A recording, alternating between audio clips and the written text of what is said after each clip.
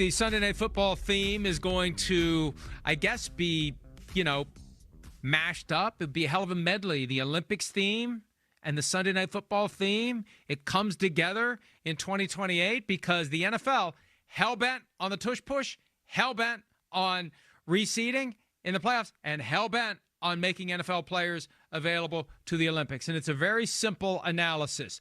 They're trying to grow the game internationally. The resolution that they put together last week says it. They're trying to grow the game internationally.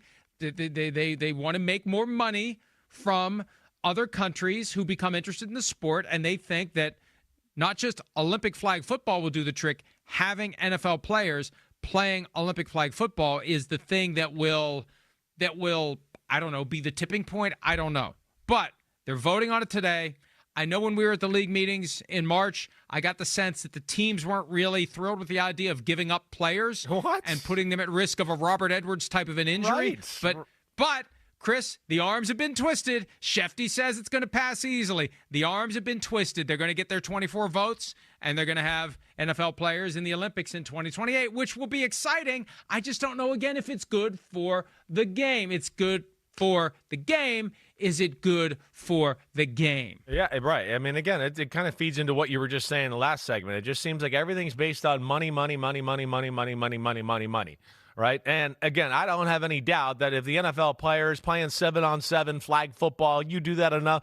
Yeah, they're going to win the gold medal. I really do feel that way. I don't give a damn how much flag football or 7-on-7 they've played. They're doing it enough. They're going to be good. But you're going to take time away to practice that? Like, hey, guys, we won't be at OTAs or minicamp because we're going to go practice and do that.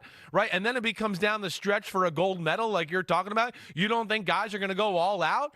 Or maybe at that time in the gold medal game go, wow, this game's getting a little crazy. I'm not going to go all out because I'm supposed to make $30 million this year.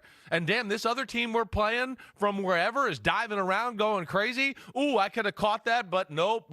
They can have the gold medal, whatever. I don't know.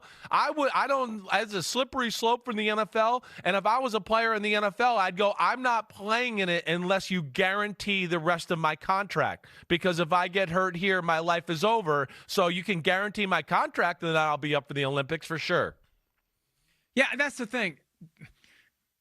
It's not the ending point, it's just the beginning. And there is so much that needs to be resolved. And I've picked through the one-page document that doesn't look like it says a lot, but it says plenty. One of the things I wrote about on Friday, I don't know if you saw this because it was your day off. I know you still work on those days. But I wasn't trying to. I'm trying to tread lightly here. I'm good. Don't worry. That was our last flare up. All right, but they require that the fields meet minimum standards for flag football. It's like, well, that's funny because all your players want grass, and you refuse to spend the money to give them grass. But before you give your players to flag football, you're going to be damn sure that the fields meet with your satisfaction, not for them, but for you. And they've limited it to one player per team that will be able to go. Well, how are they going to figure out which player gets to go?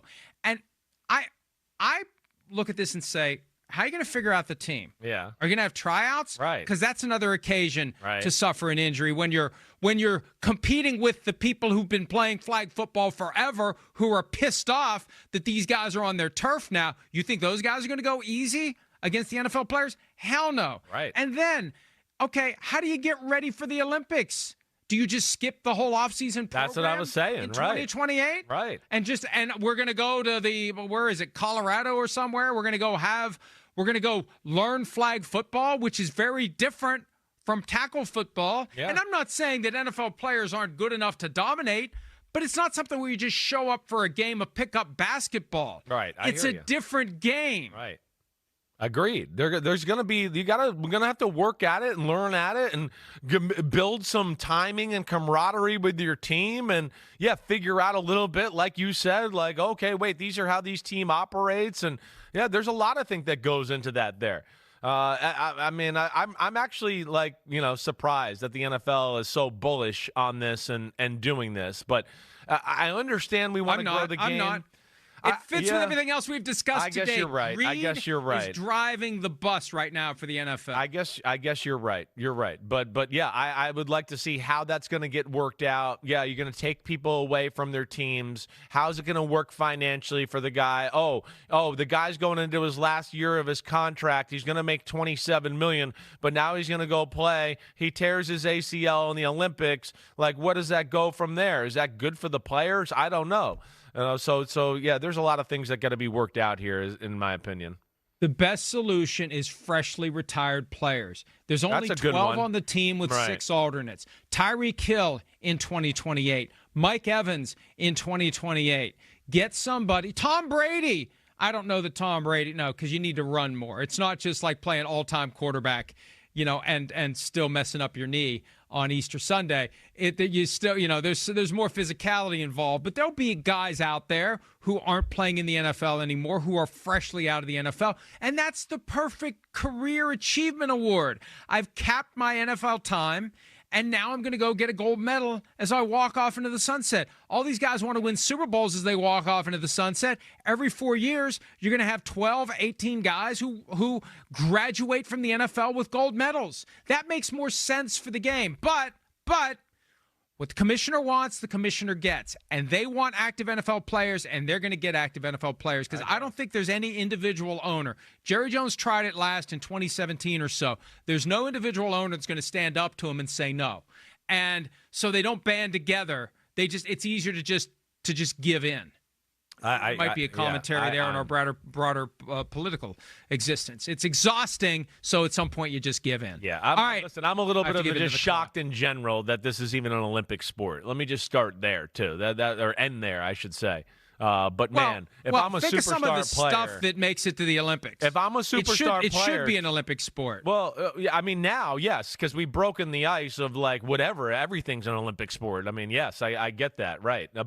But I don't know if I necessarily agree with that either. That doesn't make it right. And, to your point again, I mean, not only the injury risks, the amount guys are making this day and age. If we're gonna like send out the best players and all that, like, yeah, we better practice and be ready, like, and prepared. It's gonna be quite embarrassing. Like if all of a sudden we go over there or we're here in our own country, hey, we invented football, and like Belgium or Italy come in and whoop the crap out of us like in flag football. So yeah, they're gonna have to take time, practice, work on that. Like you said, there's nuances to that game that are gonna be different, let alone you're gonna be playing with guys, if it's only one guy per team, that you've never played with before, and you're gonna have to work on that and the communication and timing and anticipation and all the things we talk about with football all the time.